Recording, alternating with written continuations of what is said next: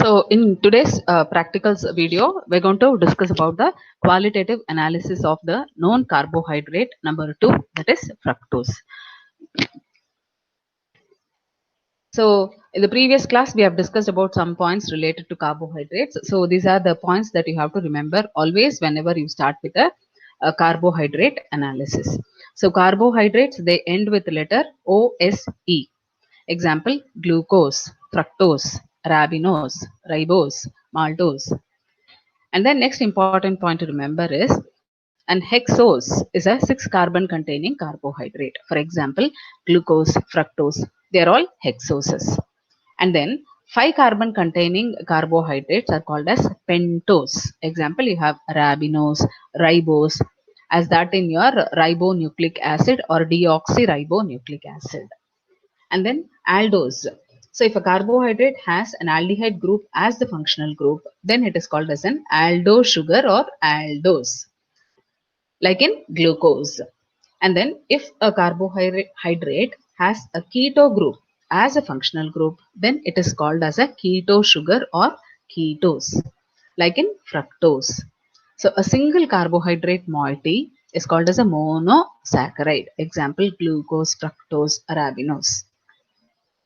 If a carbohydrate has two moieties, then it is called as a disaccharide. Example, sucrose. So sucrose is made up of glucose and fructose. They both are connected with each other with help of a glycosidic linkage.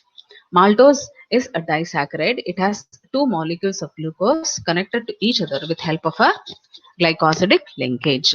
So if it has more than 10 units, it is called as a polysaccharide. That is, if a carbohydrate has more than 10 units, then it is called as a polysaccharide, as that in starch. So example is starch. And then whenever we write an aldose or a ketose, we can write it as either aldo sugar or aldose, keto sugar or ketose. And similarly, when you talk about the number of carbons, you can mention a pento sugar or pentose. So these are the points that we have to have in our mind before we start with carbohydrate analysis. And then what are the lists of qualitative analysis of carbohydrates that we have to perform? Lists of the tests. So the first test is called as the solubility test. Second is Mollis's test. Third, iodine test. Fourth, Barford's test. Fifth, Benedict's test. Sixth, Felling's test. Number 7, Bayal's test. Number 8, Selivanov's test. Number 9, phenyl hydrazine test. And the final test, that is called as the hydrolysis, it is performed for the non-reducing sugars. So in the process of qualitative analysis, we will come to know whether a particular sugar is a reducing sugar or not. So if it is a reducing sugar, we stop our process till the first 9 tests. And if it is a non-reducing sugar, then we go on to the 10th step, that is called as a hydrolysis. So let us look into fructose now. So solubility test.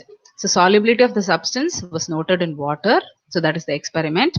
Observation, it is soluble in water.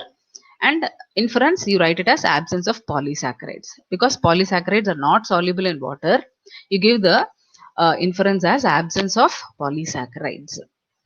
And the second test is Mollis's test. So it is performed to find out whether a particular compound is a carbohydrate or not. So after we perform the Mollis's test, if a violet ring is formed at the junction of the liquids, then we confirm the presence of carbohydrates. Iodine test. So we know iodine test will give positive only for polysaccharides, but fructose is not a polysaccharide. So during qualitative analysis, no characteristic reaction is observed. So inference is absence of polysaccharides. And next is Barford's test. So Barford's test is performed to find out whether a given carbohydrate is a monosaccharide or not. So observation of the experiment is if a brick red colored precipitate is obtained, which after precipitation settles like a big red dot, then that shows the presence of monosaccharides. So fructose is a monosaccharide, so we will get Barford's test positive for fructose. Benedict's test. So Benedict's test is to find out whether a particular carbohydrate is a reducing sugar or not. So observation is the color changes from blue to green to yellow to orange or red depending upon the concentration of the sugar. So fructose is a reducing sugar. So in the inference part, we will write it as presence of reducing sugars. And then Felling's test. So this is also performed to find out whether a particular carbohydrate is a reducing sugar or not. So fructose is a reducing sugar. So we get reddish brown precipitate, and that indicates the presence of reducing sugars in the solution. And fructose also gives positive for Felling's test. Bayer's test. So Bayer's test is performed to find out whether a particular carbohydrate is a pentose or not.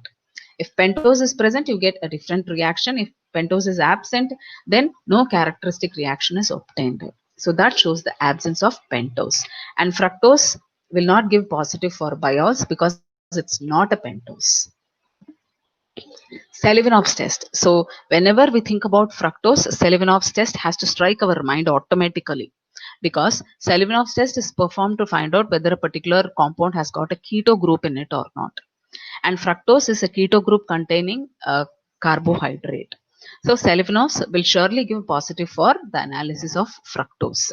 So the observation is cherry red color is obtained, and that shows the presence of ketose. So fructose being a ketose group containing carbohydrate will give positive for Selivanov's test. And the next test is the phenyl hydrazine test. We get yellow needle shaped crystals which are called as the fructose osazone, and they are formed within 5 minutes. So this shows the presence of fructose. So phenyl hydrazine test and the crystal shape with the time is a confirmatory test for almost all the carbohydrates. And here for fructose we get the crystals within 5 minutes and needle shaped crystals. So that confirms the presence of fructose. So as I told you earlier, the 10th test is hydrolysis. So we go to the hydrolysis step only if a carbohydrate is not a reducing sugar, but fructose is a reducing sugar. So we directly go into reporting the sugar. So how do you report fructose? The given known carbohydrate was qualitatively analyzed and reported as a monosaccharide, reducing sugar, ketose, and fructose.